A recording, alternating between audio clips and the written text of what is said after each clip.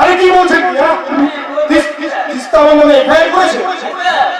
আমি তো প্রথমে এফআইআর নিতে চাইনি, কিন্তু না ছোড় বান্দা মৌলিকে রেট দিতে বেরিয়ে যাবো, তাই বাধ্য হয়ে ভয়ে স্যার একটা দাঁত টানে বংশারম চাই বাধ্য। এখন কি করবো স্যার? তুমি ভুলে ঠিক আছে যাও, এবং তুমি তাকে মিথ্যা ভাবে কি জিজ্ঞাসাবাদ করো, ঠিক আছে? আর যাদের আরো 5 জনের কাছে জিজ্ঞাসাবাদ করবে, ঠিক আছে? ঠিক আছে, আপনি যান।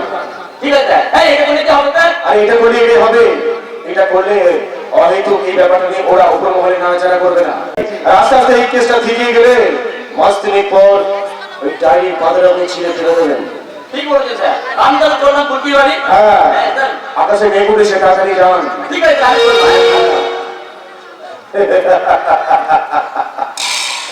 আমরা হলাম এই ভগবানপুরের আসল ভগবান।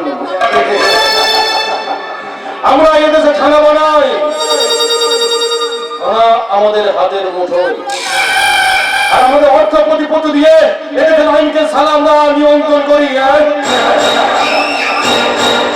আর আমাদের পাতা লাইন ধরে গিয়ে চলে রাজনীতির রাজধানীর সাকসেস এক্সপ্রেস।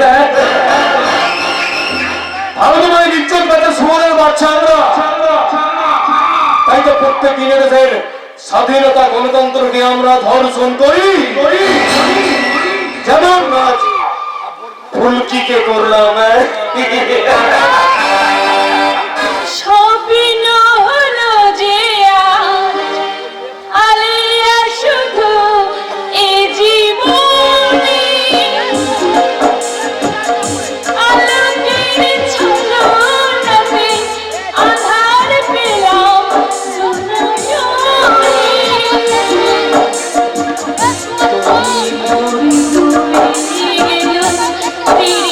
সীমার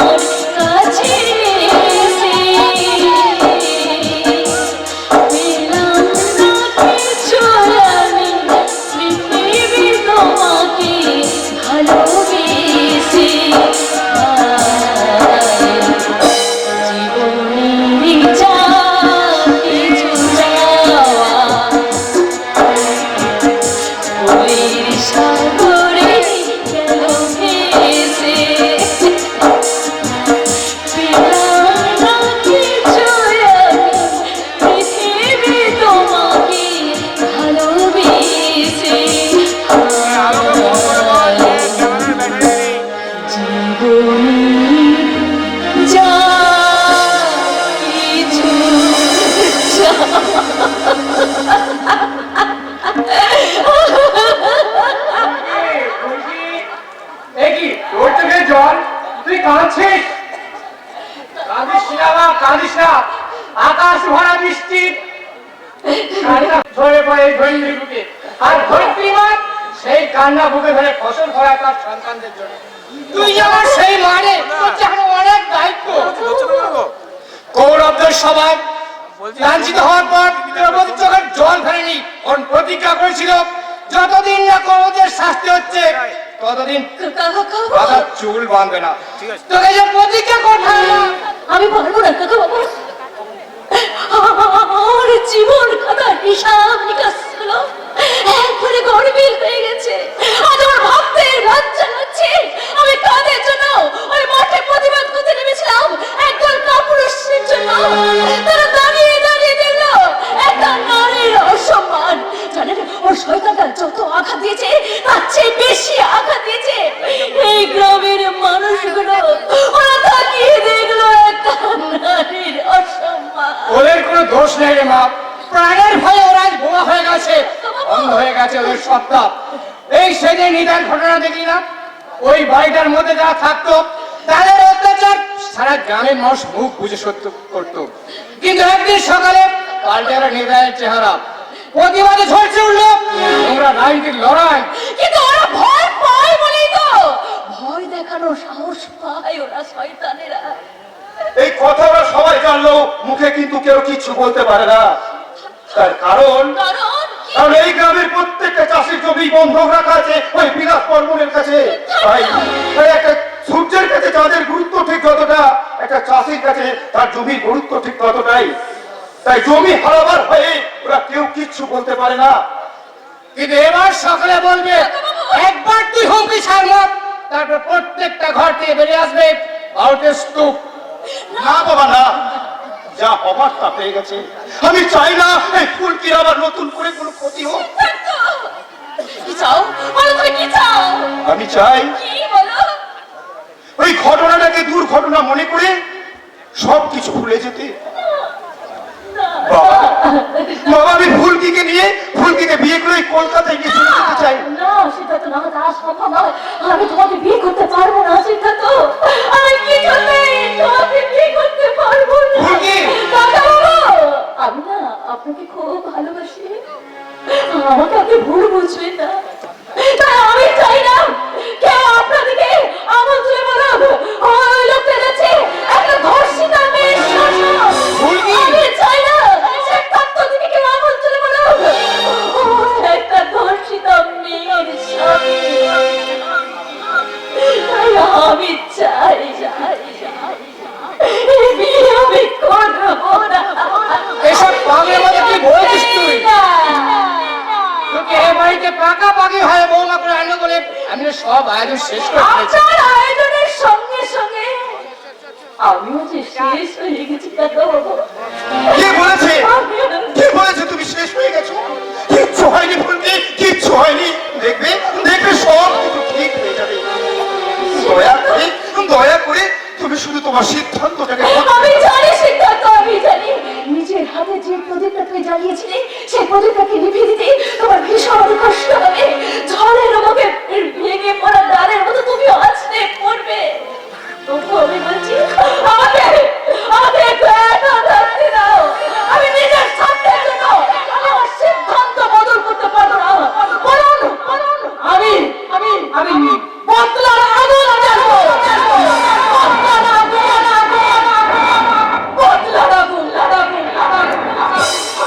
তুই ঠিক বলেছিস, আমিও তার চাই রে দিদি। তুমি বলো কি চাই? শয়তানটা তোর এত বড় ক্ষতি করেছে। তুই চা, আমি চাই তুই নিজের হাতে তাকে শাস্তি দে দিদি। এসেই তো পড়েছেন, তাই প্রশ্নটা করতে বাধ্য হচ্ছি। কেন আসছেন এখানে? মজা দেখতে? উত্তেজিত হবে না সঞ্জীববাবু, এখন উত্তেজিত হবে না। এই বয়সে উত্তেজিত হলে আপনার স্বাস্থ্যের পক্ষে ক্ষতি হতে পারে। ব্রেন স্ট্রোক, হার্ট ফেল সবই হতে পারে। আসলে তিস্তা দেবী আমাদের থানায় একটা এফআইআর করেছে বিলাস বর্মনের নামে, এবং নাকি ফুলকি নামে কোন এক মেয়েকে ধর্ষণ করেছে। আরে বিলাস বাবুর মতো মহান ব্যক্তি এ কাজ করতেই পারে না, তবু ওদের ডিউটি ডিউটি। তাই সেই ব্যাপারে একটু ইনভেস্টিগেশন করার জন্য আমি এখানে এলাম আর কি। তাই এখানে ফুলকিকে ফুলকি আপনার কি ভুলে যাওয়ার রোগ আছে? হ্যাঁ তা একটু আছে ওই। তাহলে ইমিডিয়েট ডাক্তার দেখান। তা না হলে দেখবেন কোনদিন হয়তো মেয়ের সঙ্গে রাস্তা কি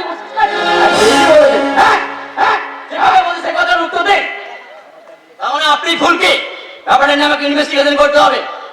আচ্ছা বলুন তো, বিলাস বর্মন যখন আপনাকে ধর্ষণ করছিল তখন বিলাস বর্মন আপনার উপরে ছিল নাকি আপনি বিলাস বর্মন উপরে ছিলেন?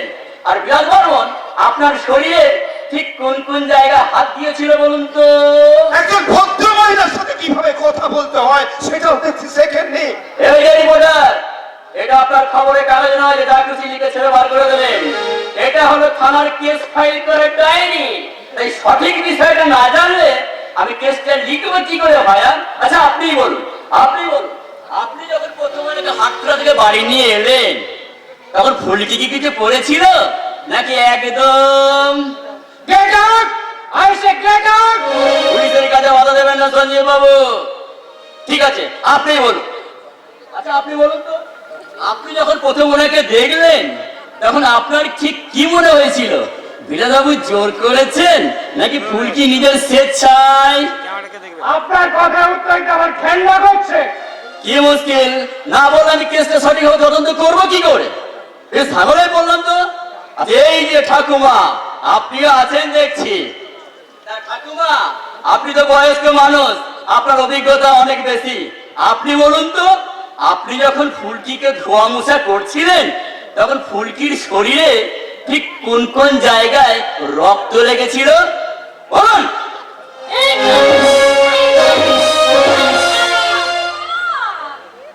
একজন অন ডিউটি পুলিশ হয়ে গায়ে হাতে হাত তুলেন। তুললাম। আর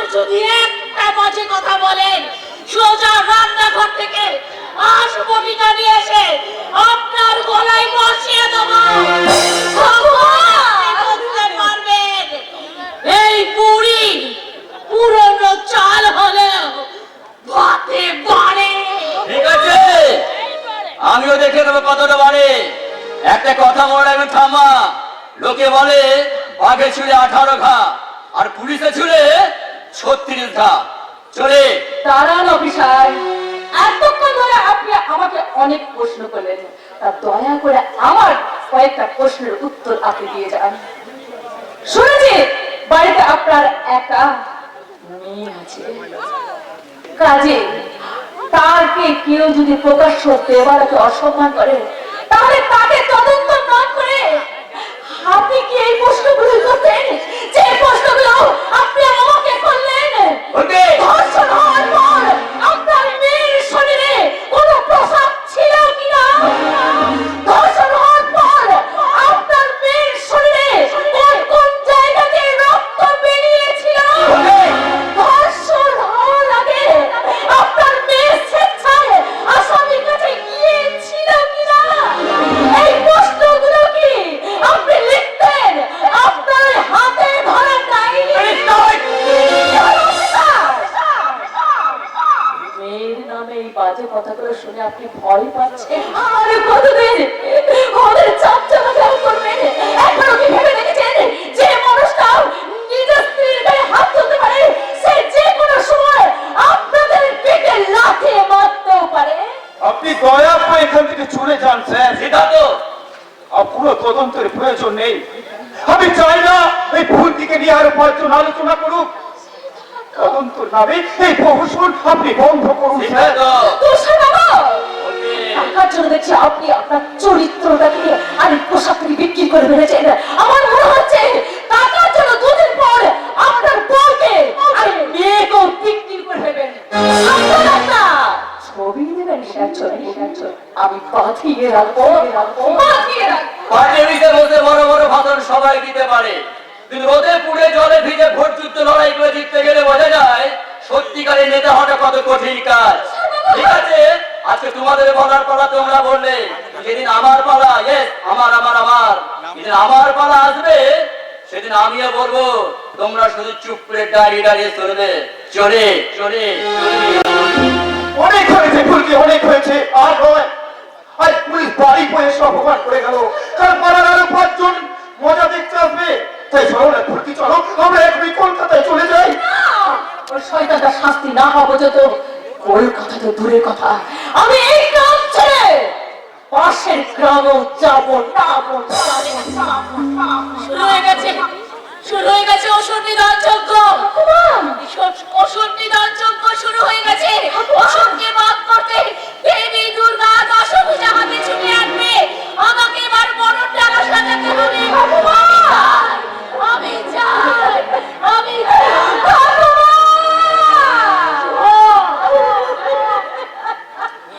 আমি সব সহ্য করতে পারবো।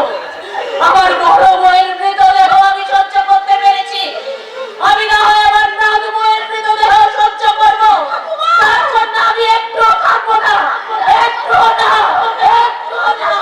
যদি ফিরে আসে, বেঁচে ফিরে আসে, এই যুদ্ধে তোকে জয়ী হতেই হবে।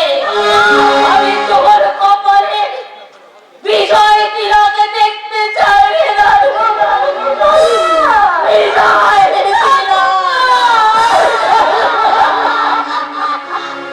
তুই কোনো চিন্তা করিস না রে মা, আমি আজ এসপি সাহেবের সঙ্গে কথা বলবো, তিনি নিশ্চয়ই কোনো না কোনো একটা ব্যবস্থা করবেন। আপনি খুশি হয়েছেন তো কাকা বাবু? খুব খুশি রে মা, খুব খুশি। দেখছিস না আমার 2 চোখ দিয়ে খুশির কান্না বয়ে আসছে। সবার তো স্বপ্ন পূরণ হয় না, তাই আমিও জানবো এ বাড়ির ছাড় বাতিকে যাওয়ার সার্থক আমার হয়নি। তবু তুই তো জিতবি রে মা, তাতেই আমি খুশি, তাতেই আমি খুশি রে মা, তাতেই আমি খুশি, তাতেই আমি খুশি।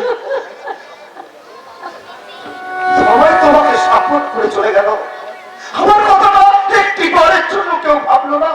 আর ভাববে কাই বা কেন? আমি কে? এভাবে কেন বলছো সিদ্ধার্থ? তোমার কথা কেউ না ভাবলেও আমি বুঝি, আমি ভাবি, আমি কেন কেন ভবিষ্যৎটা যে স্বপ্নটা আমরা দেখেছিলাম তাকে তুমি দুঃস্বপ্নে পরিণত করতে চাই?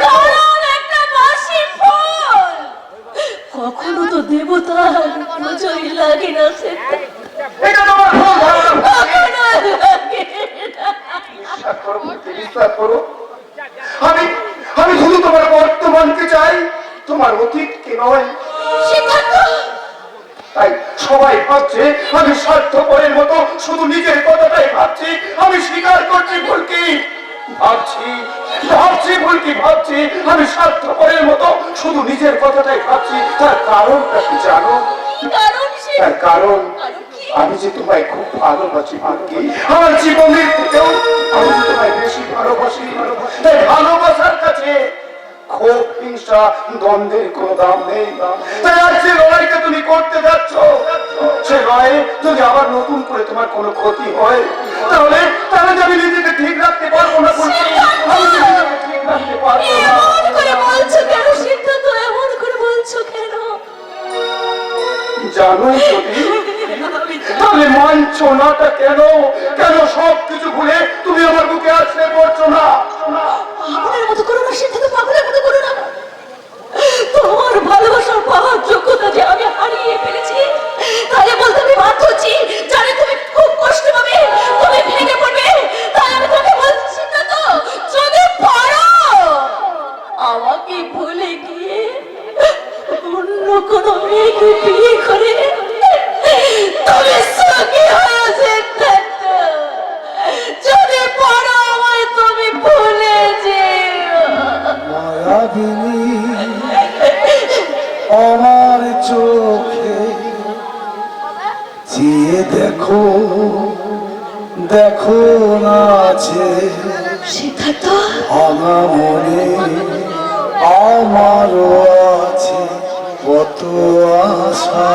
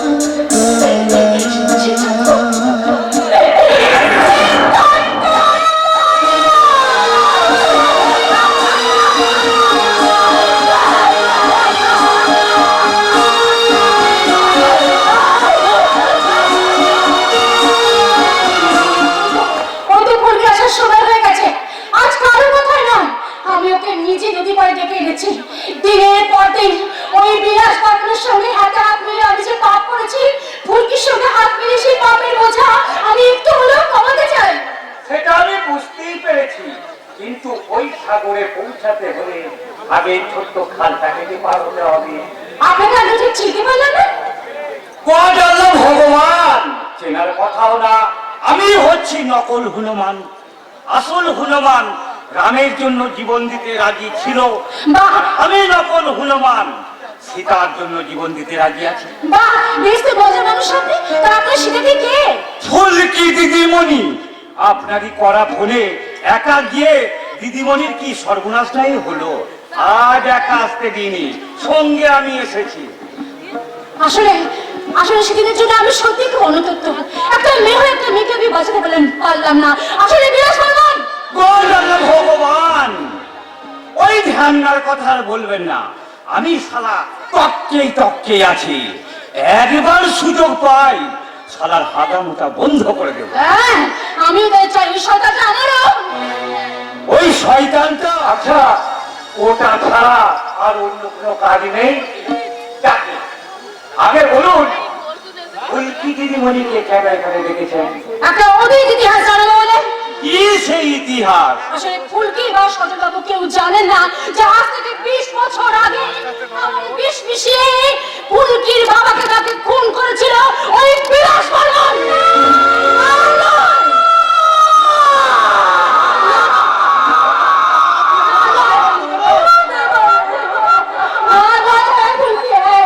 খুব ছোট তুমি বলে নাও থাকতে পারে, কিন্তু আমি জানি এখানে চমৎকার ওই বিলাস বর্মন।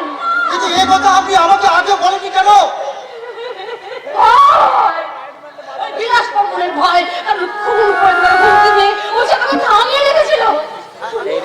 কি রে দাদা, দেখলি তো তোরে এই দেবতা এই মানুষের কত উপকার করেছে, সেই মানুষটা তোর কাছে দেবতা, সেই মানুষটা কত ক্ষতি করেছে। ভুল করেছে বোন, ভুল করেছি। তুই তো এই হতভাগ্য দাদাকে ক্ষমা করে দে বোন, ক্ষমা করে দে। সজলদাকে তুমি ক্ষমা করে দাও ফুলকি দিদিমণি, বলে ওই বেঈমানটাকে যেন তুমি ক্ষমা করো না। চিন্তা করিস না বসন্ত, চিন্তা করিস না। ওই শোয়ে বাচ্চা বিলাস বর্মনকে আমি ছাড়বো না। না দাদা, তুই ওকে কোনো কিছু করবি না, ও আমার শিকার, শাস্তি যদি দিতে হয় আমি ওকে শাস্তি দেব। শুধু তাই নয় ওর সমস্ত পাপের সাক্ষী আমি। ও নিজে হাতে অধিকারীকে খুন করেছে সে প্রমাণ আমার কাছে আছে। তুই দরকার পড়ে কোর্টে দাঁড়িয়ে ওর বিরুদ্ধে আমি সাক্ষী দেবো। কিন্তু এমন একজনকে আমার দরকার, বিলাস বর্মন পিপিলিকা পাখা হয়ে মরিবার তরে হয়ে এতদিন বৃষ্টি দেখেছে, এবার বন্যা দেখবে বন্যা।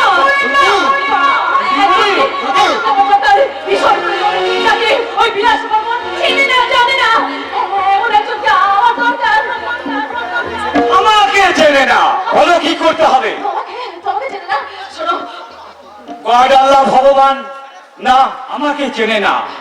রবি ঠাকুর থেকে রামকৃষ্ণ, বিবেকানন্দ থেকে সচিন তেন্ডুলকর, তুমি যা বলবে তাই ছদ্মবেশে ওই হারামিটার কাছে পৌঁছে না কোনো ছদ্মবেশ নয়, তুমি সাধারণ বেশি সেখানে যাবে, সাধারণ বেশি। আর কবে যাবো? কাল। আর রবিবার ও বাড়িতে থাকবে না। হ্যাঁ থাকবে, আমি জানি ও থাকবে বাগান বাড়িতে। তার ঠিকানা আর তার ঠিকানা দেবো আমি। তুমি বিলাস বর্মন এবার চলকে নাচ নাচবে। এবার এতদিনও মা লক্ষ্মীর হাতে ধানের শীষ দেখেছে, এবার অস্ত্র ধরা মা কালীর রূপ দেখবে। ওই বিলাস বর্মন যেমন আমার জীবনে এত বড় ক্ষতি করেছে, তেমনি ওর জীবনে আমি আঘাত আনবো। আঘাত যে হাতে বিলাস বর্মন ওই মেয়েদের জীবন নিয়ে ছিনিমিনি খেলেছে, সেই হাতটা আমি কেটে দেব। ওই বিলাস বর্মনকে এমন ভাবে শাস্তি দেব যাতে এই পৃথিবীর বুকে কোনো মানুষ বিলাস বর্মন জন্মগ্রহণ করতে ভয় পাবে। আমি সেই নৈরাজ্যের সম্রাট বিলাস বর্মনকে আমি বলিয়ে দেব বলে অসংবিধান চক্র।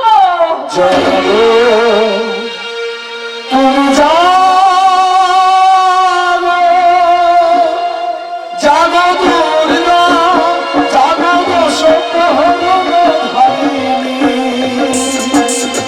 অভয়া শক্তি বল প্রদায়িনী, তুমি জাগো তুমি জাগো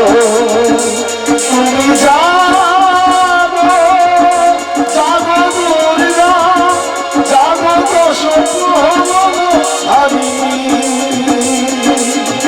অভয়া শক্তি বল প্রদায়িনী, তুমি জাগো তুমি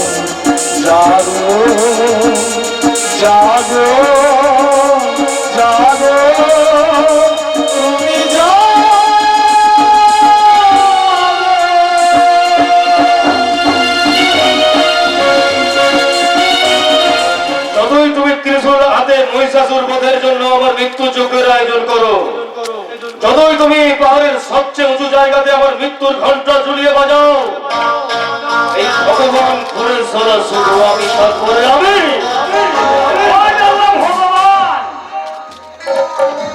এই কথাই আমি বলছিলাম বাবু, কিন্তু লোকে শুনছে না।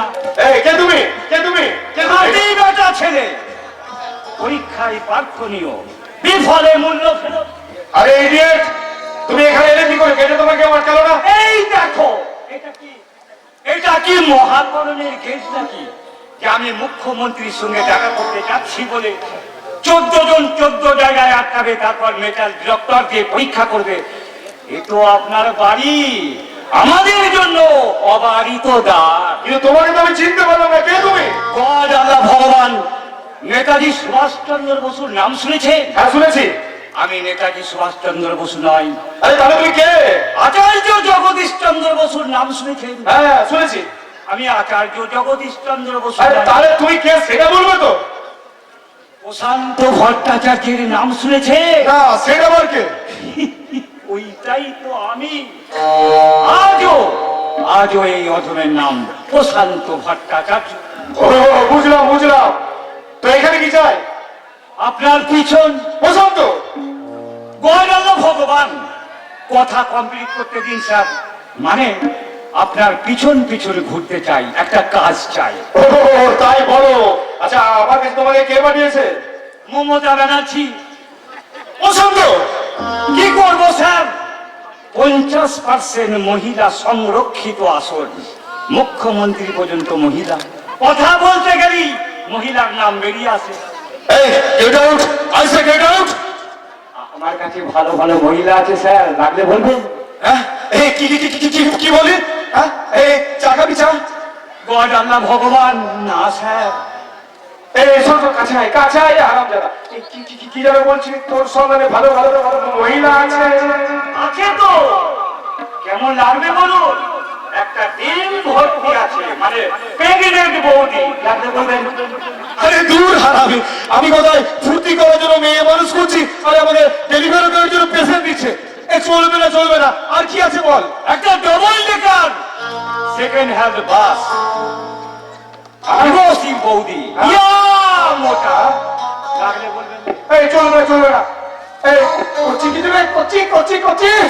আছে আছে, বাংলাদেশের ইলিশ, পেটি চকচক চকচক করছে, দিল ঠক ঠক ঠক করছে। এই উঠতি বয়সের ছেলেরা সর্বদাই পিছনে লেগে থাকে বলে, সর্বদা বোরখা পরে থাকে। বাবা বললেন আরে কিছু লাগবে না। ঠিক কেমন? 3 ভাগের 1 ভাগ কাটবি না, গাড়ি না, এক ভাগ নাগি না। অসাধারণ। দিদিনার মতো চোখ, কারিনার মতো ফিগা, আরে নাগিনের মতো ছবল। আরে একই তো চাই ভাই পছন্দ, একই তো চাই। আমি সালার জজ সাবুরে তাই সারা খেলতে যদি হয় বিশুদের সামনেই খেলবো রে। যত টাকা লাগে আমি দেবো। আপনার বাগান বাড়ির ঠিকানাটা, আপনার বাগান বাড়ির ঠিকানাটা স্যার? আরে ওই নবীপুরের পড়ায় টাকা দেবে। মনে থাকে রাত ঠিক 10টা। চিন্তা করবেন না স্যার, আমি কাল বাংলাদেশের ইলিশকে নিয়ে আপনার কাছে পৌঁছে যাব, কিন্তু সঠিক দাম দিতে হবে স্যার। আরে ঠিক আছে। দাম না পেলে ওই ইলিশ আমি আবার বোরখা খুলবে না। ও গড আল্লাহ ভগবান, আমি এখন চলি স্যার, আপনি বরং চিন্তা করুন কি খাবেন, ভাপা না পাতুরি? আমি এখন কেটে পড়ি। কি বললি রে ভাই? সারা এই না হলে ভাগ্য। ঠিকই বলেছেন কাকা বাবু, ঠিকই বলেছেন। সত্যি আমার দুর্ভাগ্য, আমি আপনার জন্য এত কিছু করছি অথচ আপনি আমাকে চিনতেই পারলেন না। আমাকে ডেকেছো কেন? কিরে সম্ভব তুই কাকা বাবুকে কিছু বলেছিলি? আরে উনি তো আসতেই চাইছিলেন না, ওনাকে জোর করে নিয়ে আসতে হলো। কাকা বাবু আপনি আমার করে গেছেন কেন? শুনেছেন তো ওই হাত খোলাতে ফুলকিকে আমি প্রকাশ্য দিবালোকে অগৃহ মানুষের সামনে ধর্ষণ করেছি। তুমি কি এই কথাটা বলার জন্য আমাকে ডেকেছো? কিন্তু বিশ্বাস করুন কাকা বাবু, আমি নিজের জন্য ফুলকি ইজ্জত নিয়ে ছিনিমিনি খেলিনি, খেলেছি আপনার জন্য। আমার জন্য? হ্যাঁ হ্যাঁ, আরে আপনার জন্য। আরে কয়েক মাস পর তো পঞ্চায়েত ভোট, আপনি তো ভোটে দাঁড়াচ্ছেন। এক কাজ করো, নির্বাচনের আগে সিদ্ধান্তর সাথে ফুলকি বিয়েটা দিয়ে দিন, ঠিক আছে? তারপরে একটা ধর্ষিতা মেয়ের সাথে আপনি বিয়ে দিচ্ছেন ছেলে, এই জন্য একটা পাবলিক সিম্পাথি হবে, ইভেন্ট তৈরি হবে। তারপর বৌমাকে নিয়ে গাড়ি করে ঘুরুন, স্টেজে থেকে রয়েছে দিন, দেখবেন বিরোধী পক্ষের প্রার্থী আপনার সামনে দাঁড়াতেই পারছে না, শপথ আপনার বাস্তবই করবে। একটা ফুলের মধ্যে নিষ্পাপ মেয়ের ভবিষ্যৎ অন্ধকার করে দিয়ে তুমি আমার ভবিষ্যতে আলো জ্বালতে চাইছো রাজকাল কোথাকার? কারণ আপনি বাঁধলে হবে না, আপনার টাকা হবে, গাড়ি হবে, বাড়ি হবে, আপনার ছেলে সাংবাদিক, আপনি জিতলে আপনার ছেলে খবরের চ্যানেলের মালিক হবে, বউ ভালো মতো খেতে পারবে। তারপরে ধরুন ঠাকুমা মানে আপনার মা যদি অসুস্থ হয় বড় নার্সিং হোমে ভর্তি করিয়ে চিকিৎসা করাতে পারবেন। মারা গেলে বড় দুর্গা পুজো আমাদের ঘরে ঘরে শ্রাদ্ধ করাতে পারবেন।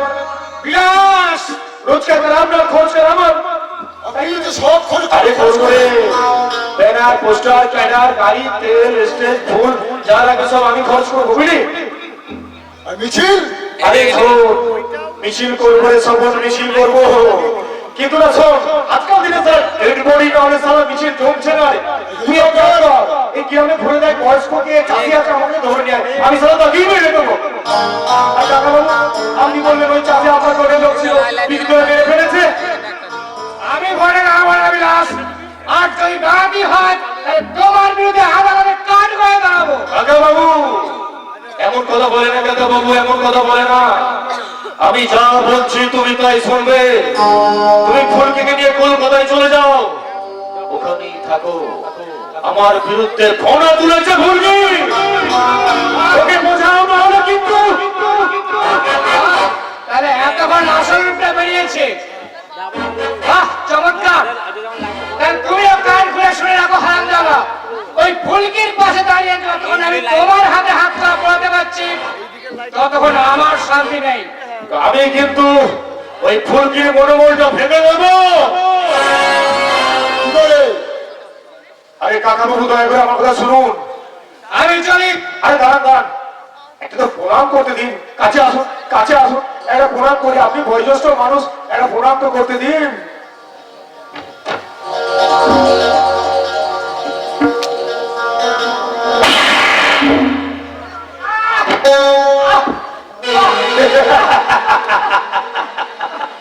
এমনি সাবন কাকা বাবুর মনোবলটা সালা ভেঙে দিলাম।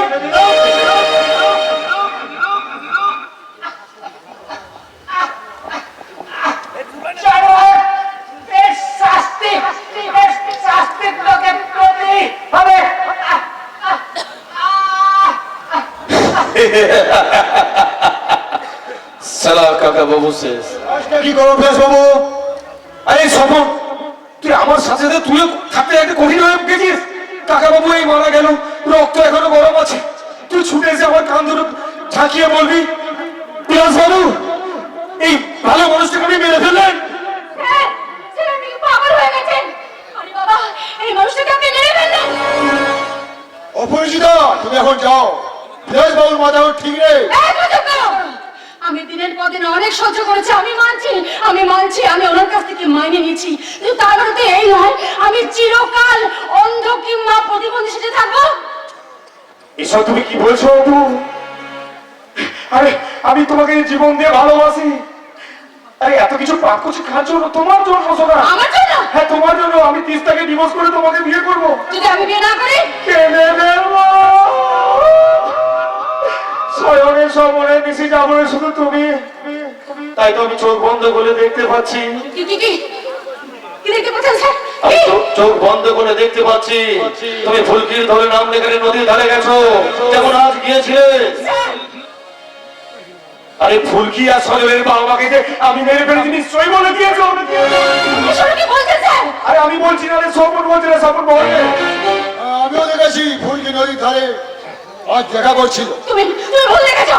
হ্যাঁ আমি তো ওটাই বলছিলাম যে ও ভুল করে অন্য কাউকে দেখে গুলিয়ে ফেলেছে। তুমি কোনো চিন্তা করো, আসলে স্যার চিন্তা করো না, আমি ওকে বিশ্বাস করিনি, কিন্তু কি করবো বলো? প্রাণের ভয়, মায়া তো বড় মায়া, ওই করে তো সম্পূর্ণ ফেলতেও পারছি না। স্যার স্যার আপনি কি জিজ্ঞেস করবেন আমি কি ওখান থেকে নিয়ে আসবো স্যার? আমাকে যে পালাতে চাইছো? না, না, আরে না, যাও যাও যাও যাও যাও যাও।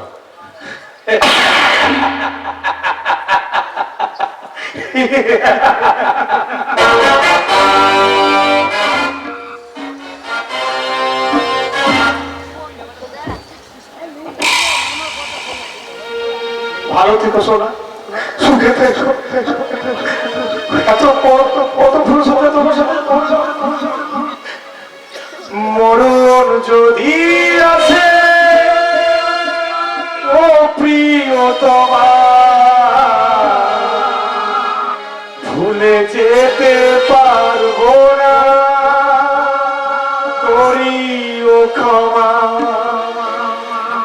মরণ যদি আছে ও প্রিয়তমা, ভুলে যেতে পারবো না, করিও ক্ষমা। মনের মানুষকে কি ভুলে থাকা যায়? ভুলে যেতে চাইনি, মনে পড়ে যায়। মরণ যদি আছে ও প্রিয়তমা, ভুলে যেতে পারবো না, করিও ক্ষমা। মনের মানুষকে কি ভুলে থাকা যায়? ভুলে যেতে চাইনি, মনে পড়ে।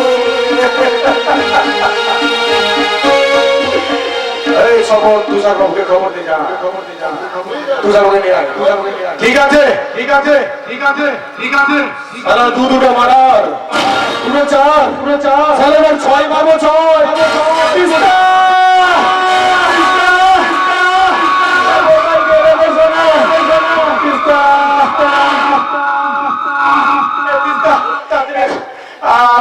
আমি পিস্তল দিয়ে রাগের মাথায় তুলে খুন করে ফেলেছি। সাধারণ মানুষ কুকুর বিড়ালকে মারতে গেল তাদের হাত কাঁপে, আর তুমি যাও দেখো দুটো মানুষকে খুন করে ফেলে। আমি ভুল করেছি, রাগ আমার জীবনটাকে তছনছ করে দিয়েছে। আমি তাকে প্রায়শ্চিত্ত করতে চাই, সমস্ত পাপের প্রায়শ্চিত্ত করতে চাই। যাও না, সব প্রায়শ্চিত্ত তোমাকে করতে হবে, কিন্তু কেন এই মানুষ দুটোকে তুমি খুন করলে সেটা তো আগে বলো। তুষার বাবু এসে গেছে, দেখুন দেখুন দেখুন, আমার বউ পাগল হয়ে গেছে। সে কি কি হয়েছে খুলে বলুন তো। বলছি বলছি আরে এই কিছুক্ষণ আগে না হ্যাঁ। সঞ্জীব বাবু এসেছিলেন এই বাড়িতে। হ্যাঁ। সঞ্জীব বাবু খুব ভালো লোক, এসেছিলেন তিস্তার কাছে। কি আইছি কিন্তু কেন? আরে বলছি আরে ওই ফুলকির কেসে না তিস্তা আমার নামে এফআইআর করেছে, তাই থানা পুলিশ হলে আমার সাথে ফুলকির নামও জড়াবে, ওদের বংশের বদনাম হবে। তাই সঞ্জীব বাবু এসেছিলেন তিস্তার কাছে, ওরা কেসটা তুলে নেয়। আচ্ছা। আর তিস্তা রেখে গিয়ে গুলি করে দুম করে খুন করে দিল। ওরে বাবা, শারদ, এত বড় মিথ্যে কথা! এখন মনে হচ্ছে সত্যি তোমাকে আমি ও, কি? দেখুন নিজের চোখে দেখুন তুষার বাবু, আমাদের বিশ্বাস আমার হচ্ছে গুলি না। চালিয়েছিল জয়বাসী বাড়ি, ভাগ্যিস গুলি ছিল না। আরে এটা আপনি নিজের বউ তো, আমাদের বিশ্বাস হচ্ছে না। তারপরে বলে দেখা। আর আমি ওইখান থেকে প্রতিবাদ করেছিলাম, হ্যাঁ। ঠিক আছে। আর অপরাজিত কাকা বাবু প্রথমে ছিলেন, এখান থেকে গুলি করেছে, আর গুলিটা এই বুকে লেগেছে, বুকে দেখুন। অপরাজিত ছুটে এসে আমাকে প্রতিবাদ করতে গিয়ে আমাকে জড়িয়ে ধরে, আর গুলিটা পিঠে লেগেছে। আমি বুঝতে পারছি সেক্রেটারি হলেও আমায় অপরাজিত কত ভালোবাসতো গো। আরে তিস্তা দেবী, না, আপনি বিশ্বাস করুন, আমি খুন করিনি, এগুলো সব মিথ্যে সাজানো নাটক মাত্র।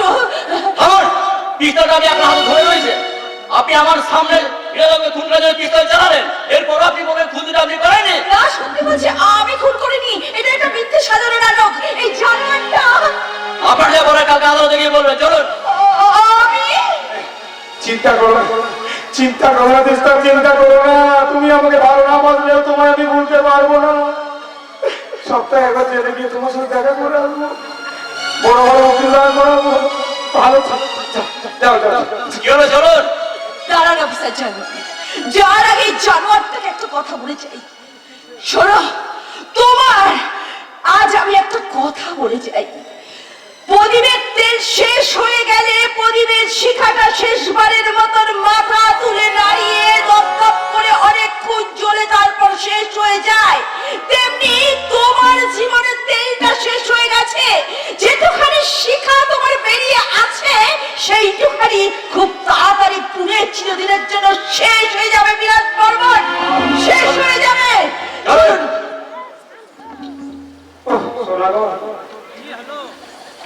কি বুঝলি সব? আপনি কি জানতেন না ওই পিস্তলে 5টা গুলি আছে? আরে বোকা, না গেলে কি কখনো দেবে রে? কেমন খেললাম বল? আমি অনেক বড় বড় শুয়োরের বাচ্চা দেখেছি, যদি আপনার মতো ইম্পর্টেন্ট শুয়োরের বাচ্চা আমি দেখিনি। ওই, একটু পায়ে ধুয়ে দেবেন বলু। আরে সব আপনি করে বলবো। আরে ধুলো দেওয়ার জন্য আমি তৈরি রে সব। তার আগে সালাই ভগবান ফুলের বুকে হাঁটবে সালা ভয়ঙ্কর মাছ। এই সমাজটাকে বুঝিয়ে দেবো আমি সারা গ্রাম্য সমাজের নটরাজ, আমি মৃত্যু ফলের ফরিয়ানা। তাই সফর আমার মোবাইলে রিংটনে একটাই রিংটন বাজে, সামনে জাহাজে। আচ্ছা আর তুই কি বলিস সফর? আমি আমি ইম্পোর্টেড শুয়োরের বাচ্চা রে, শুয়োরের বাচ্চা। আয় ধুলো নিবি, ভাই ধুলো নিবি।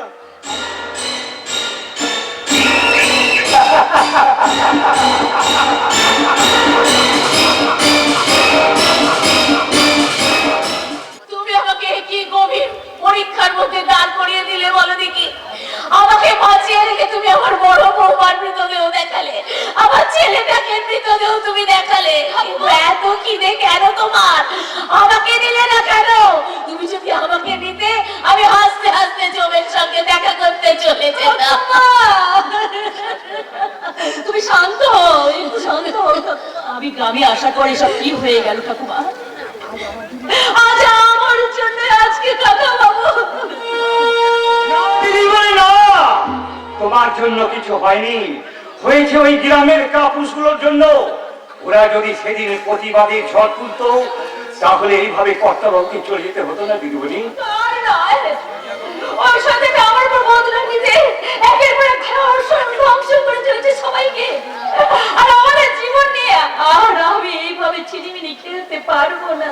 পারতে তোমাকে হবে, সিদ্ধার্থ, পারতে তোমাকে হবে। কি বলছো তুমি সিদ্ধার্থ? এতদিন আমি তোমায় বারণ করেছি বলছি, কিন্তু আজ আমি তোমাকে বলছি ওই জানোয়ারটাকে তুমি কুপিয়ে কুপিয়ে কাটো, অস্ত্র লাগলে আমি তোমায় দেবো। সিদ্ধার্থ, দিদি দে, তুই নিজের হাতে শাস্তি দে। আমার ছেলেকে যারা আমার বুক থেকে কেড়ে নিয়েছে তুই তাদের ক্ষমা করিস না রে। তার জীবনের প্রতিটি রক্তের হিসাব তুই চা। তোমরা সবাই মিলে আমার স্বামীকে মেরে ফেলার প্ল্যান করছো, তাই আমি চলে এসেছি তোমাদের সমাজ বদল করার ডাকে প্রতিবাদের স্লোগান দিতে। প্রথম লাইনের মিছিলে নির্ভরতার পতাকা হাতে নিয়ে আমি ছুটে এসেছি। ওই অশ্লীলতার বিরুদ্ধে আমি তোমাদের সঙ্গে একই লাইনে দাঁড়াবো। বৌদি, শুনেছি ওই পুষ্কর তুষার বাবু আমাকে জেলে ধরে নিয়ে গিয়েছিল, বলো মিথ্যে করে। হারিয়ে গেছিলাম ফিরিয়ে আনার জন্য। তুষার বাবু, হ্যাঁ মাগো, তোমাদের ছেলে চলে গেছে মা, তোমার এই খারাপ ছেলেটা ভালো হয়ে আর তোমার কাছে ফিরে এসেছে বাবা। হ্যাঁ আমি তা তোমরা কেউ জানো না। আমি জীবনে যা কাজ করেছি কেউ আমার অন্যায়ের প্রতিবাদ করেনি, সবাই আমাকে সমর্থন করেছে। কেউ কেউ আমাকে ন্যায় অন্যায় খারাপ ভালো পার্থক্য বুঝিয়ে দেয়নি গো মা। কিন্তু সেদিন এই বড়দের অধিকার মন থেকে তুমি আমার গালে একটা চড় মেরেছিলে গো মা। যেদিন তাকে প্রথম করেছিলাম চটটা দিন সেদিন আমার গালে দিয়ে মারতে গো মা।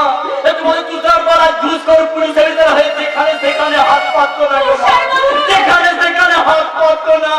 দেরি আমি যাওয়ার সময় বলেছিলাম না, যেদিন আমার বলার দিন আগে সেদিনই বলবো। আজকে আমার বলার দিন এসেছে।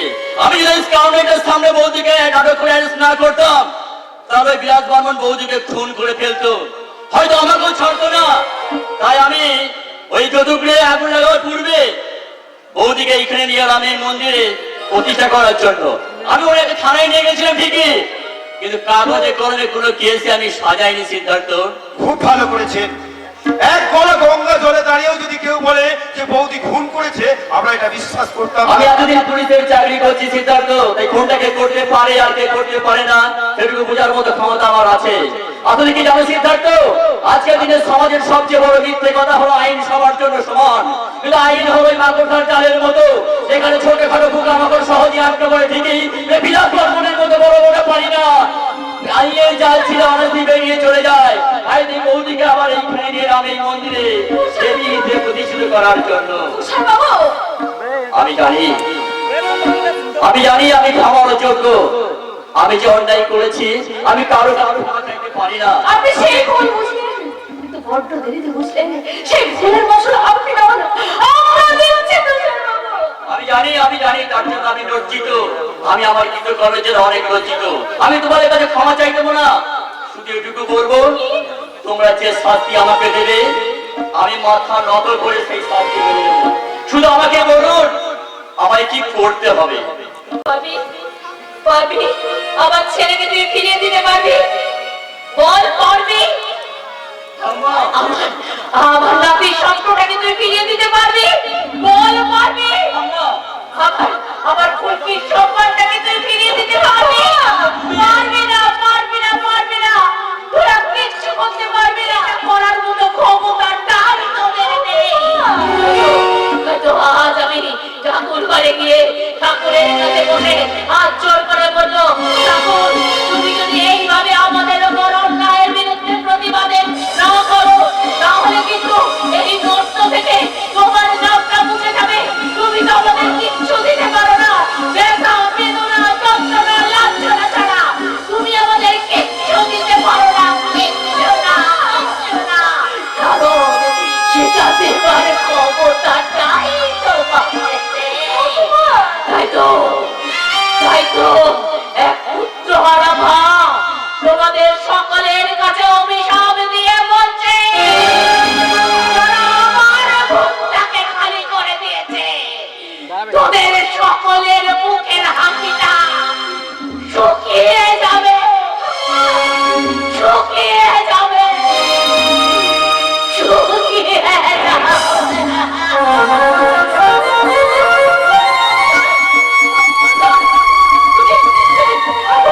ঠাকুমার সঙ্গে সঙ্গে যাও, ঠাকুমাকে হারিয়ে ঠাকুমাকে ঠাকুমা! ঠাকুমা! ঠাকুমার পিছনে পিছনে যাও। গড আল্লাহ ভগবান, ঠাকুমার কিচ্ছু হবে না দিদিমণি, তুমি নিশ্চিন্তে থাকো।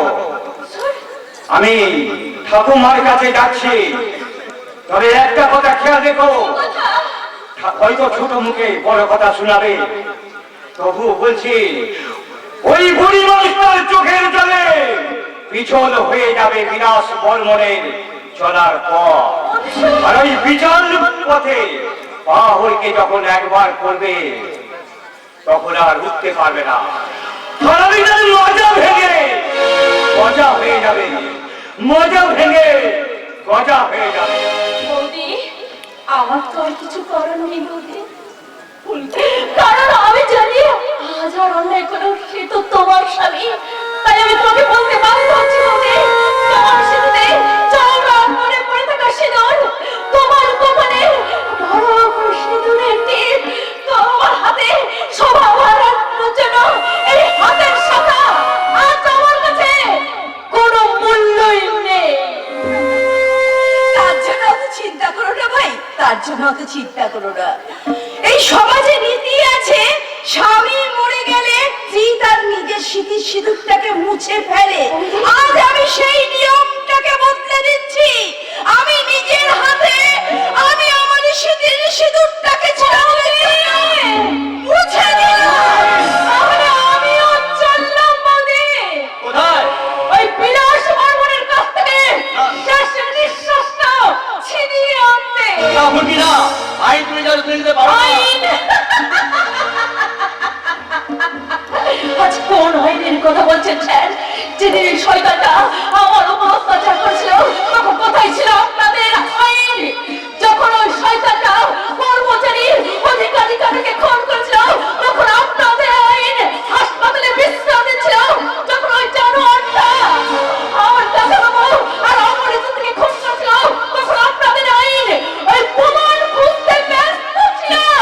অফিসার, আপনাদের আইনকে না ছোটবেলার পোলিও খাওয়ানো হয়নি, তাই এখন বড় হয়ে আপনাদের আইন না ঠিক এইভাবে ভঙ্গ হয়ে গেছে, এইভাবে ভঙ্গ হয়ে গেছে, ভঙ্গ হয়ে। কি? আছে আপনার। আপনি বড়জোর বিলাস বর্মনকে অ্যারেস্ট করবেন, তাতে করে তাকে কি ভুলটির কলঙ্কের কালিটাকে মুছে দিতে পারবেন। আত্মাকে ফিরে পাবে তার সন্তানকে, আমি কি ফিরে পাবো আমার বাবাকে। সিদ্ধার্থ, আমি কি ফিরে পাবো আমার সীতাকে? এই তো স্যার আমি এসে গেছি। আমি এসে গেছি স্যার।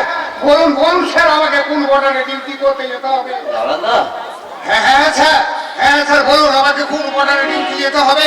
তবে কি জানেন স্যার, সরকার আমার কাছ থেকে পিস্তলটা কেড়ে নিয়েছে। আপনি যদি সুপারিশ করেন না, তাহলে পিস্তলটা আমি আবার ফেরত পাবো। তারপরে মাকে যারা ধর্ষণ করতে ধ্বংস করতে চাইছে, সেই সব বহিরাগত সাম্যবাদী স্বার্থন্বেষী মানুষগুলোর বুকে আমি চালাবো স্বাধীনতার গুলি। ওম ওম ওম।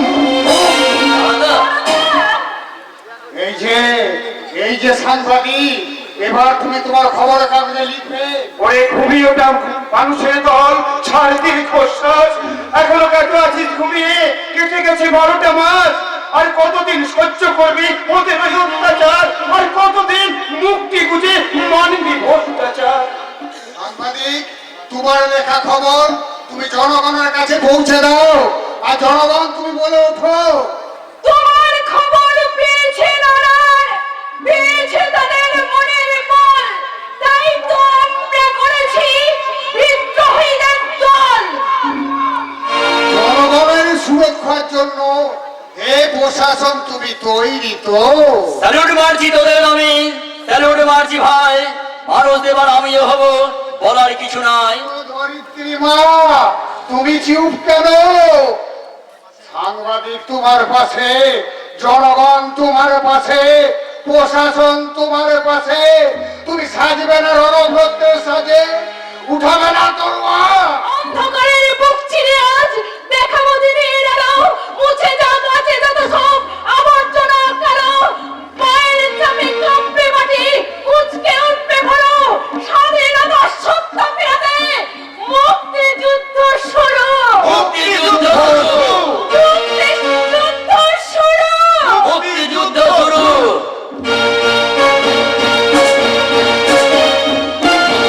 রাতের কালো কালো অন্ধকারের কাছ থেকে ছুটে নিয়ে বিদায় নিয়েছে দিনের ঝকঝকে আলো। আর আমার শিরা ও উপশিরা ধমনীতে কামড়ার রক্ত বাসনা স্রোতে খালি বই চলেছে। এক্ষুনি ছোড়াটা আসবে ওই কচি মালটাকে নিয়ে। আমি এসে গেছি বস। আরে এই জন্য তোকে এত ভালো লাগে না সর্বন। শোন, একটা একটা করে আমার পদের প্রত্যেকটা কার আগে সালামি আর পদ থেকে সরিয়ে দিয়েছি রে। আমার এই সতী সাথী বউটাকে পড়িয়ে দিয়েছি জেলের কালো অন্ধকারের মধ্যে। বুঝলি সর্বন, এখন আমার মনের ভেতরটা না 100 মিটার ঝোঁকারের মতো খালি রিমঝিম রিমঝিম রিমঝিম ঝিম রিমঝিম রিমঝিম রিম করে বেরিয়ে চলেছে। এই বস,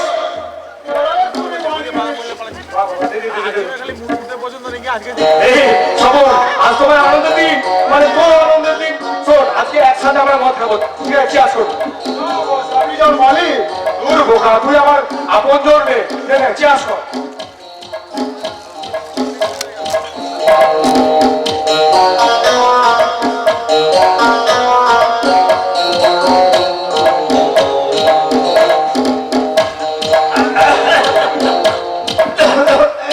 সবার বড় পড়া করে বেরিয়ে বড় পড়া করে বেরিয়ে। এই সবাই সময়টা এখন আসে না কেন বলতো? আমি এসে গেছি। বাবা, সে তো দেখতেই পাচ্ছি। তার ভাই পর্যন্ত তুমি একা কেন? তোমার যে ওই ভরা বাদরে ইস্কার করেছিল। কথার খিলাফি আমি কখনো করিনি, আর করিবেও না। এই থ্যাংক ইউ ভাই, থ্যাংক ইউ। এই ভাই পর্যন্ত আমাদের ওই ভরা ভাদরে ইস্কার একবার দেখতে ইচ্ছে করছে ভাই। এই কি নামটা? মুন্নি, এই কি বলে? মুন্নি। মুন্নি।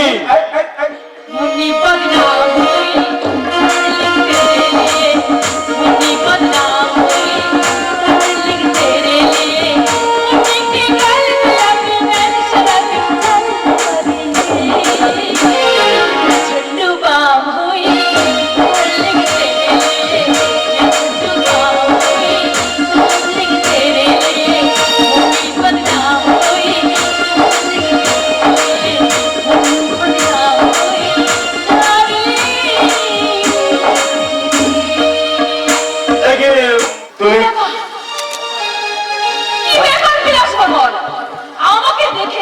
এইভাবে চমকে উঠলে যে?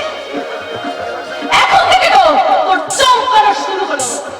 তার মানে কি বলতে চাইছো তুমি?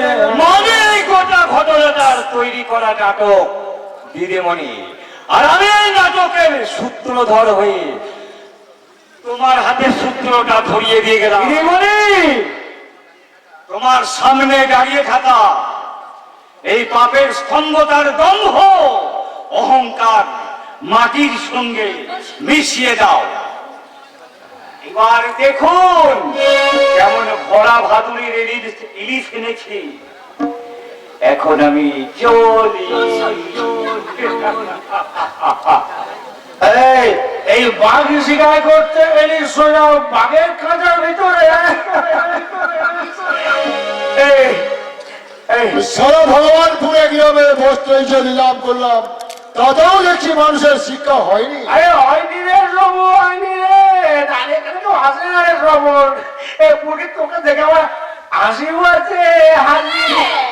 এসে বিলাস বর্মন যত খুশি হেসে রে, এরপর হয়তো না তুই হাসির সময় পাবি না।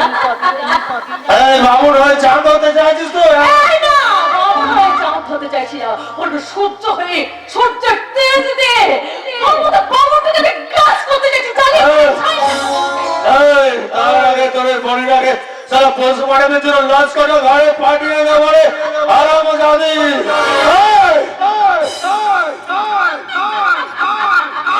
দেখলি তো বিলাস বর্মন, কি আমি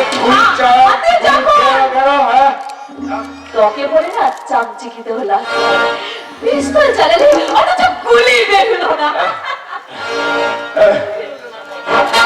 কিন্তু কি করে সম্ভব? কি করে আমার পিছনে গুলি বার করলো কে? আমি সারা তুই সারা ভয় করবে না বস। টাকা নেবে আপনার হাতে হাল মিলিয়ে আমি কাজ করলেও আপনাকে চিনতে আমার কিন্তু ভুল করেনি। নিজের সরকার সিদ্ধি করা বউকে যে ফাঁসি দিতে পারে, সে যখন তখন আমার মধ্যে কর্মচারীকে সারা ফাঁসিয়ে দিতে পারে। সব সারা সারায় তোকে সারা ছাড়বো না। আমি আমার পাপের প্রায়শ্চিত্ত করতে আমি ফুলকি দিদিমণি দলের নাম লিখাতে যাচ্ছি। পারলে আমাকে তুমি ক্ষমা করে দেবে ফুলকি দিদিমণি, ক্ষমা করে দেবে। চলি। পাখি দেখ বিলাস বর্মন, তোর পাশে দাঁড়ানোর মতো কেউ নেই আজ, আজ কেউ নেই। ফুলকি, এই বিলাস বর্মন নিজেকে বাঁধাইয়ে জানে রে ফুলকি। সারা পিস্তলের গুলি নাই তো কি হয়েছে রে? তাই শরীরের ক্ষমতা তো কমে যায়নি।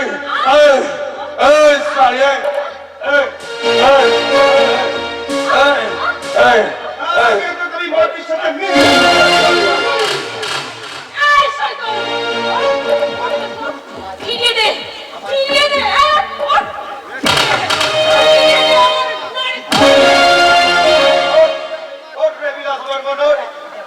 দে, ফিরিয়ে দে। আমার জীবন থেকে আমার ভালোবাসাকে কেন হারিবাটের বলিতে বলি দিলি তুই? ফিরিয়ে দে। ফিরিয়ে দে গ্রামের মানুষের মুখের হাসি।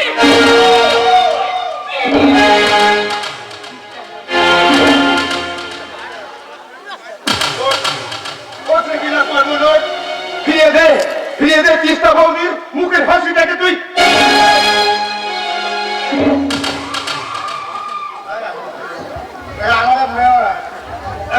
আমি থানায় আছি, আমি সব সহ্য বলে আমাকে ছেড়ে দাও, আমাকে ছেড়ে ছেড়ে দাও, আমাকে ছেড়ে দাও। আমি কি ফিরে পাবো আমার সীতাকে?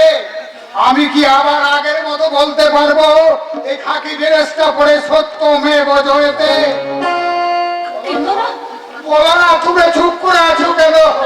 বলো না। তুই কাঁদবি না নারায়ণদা, আজ তুই কাঁদবি না, আজ তুই কাঁদবে ওই শয়তানের বিলাস বর্মন। কেন কাঁদবে কেন? ও কি আমার মতো সীতাকে হারিয়ে ফেলেছে? না নারায়ণদা না, ওরা মনুষ্যত্বকে চিরদিনের জন্য হারিয়ে ফেলেছে। হ্যাঁ ফুলকি, কেন এখানে দাঁড়িয়ে সময় নষ্ট করছিস? তিস্তা আমার ভাইয়া, আমি তোর স্বামী তিস্তা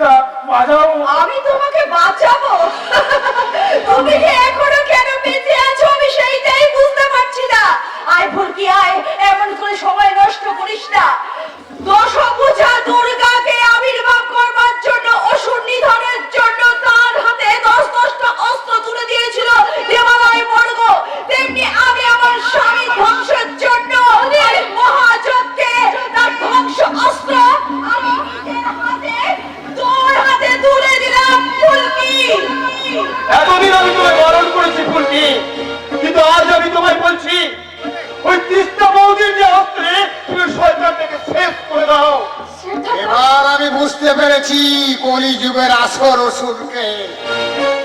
তবে আবার দেরি করছো কেন মা? ওই শোনো ঢাকিয়ালিরা ঢাক বাজাচ্ছে, মন্দিরে মন্দিরে বাজছে ঘন্টা। তবে আর দেরি কেন মা? এবারে শুরু করো তুমি অসুর নিধন।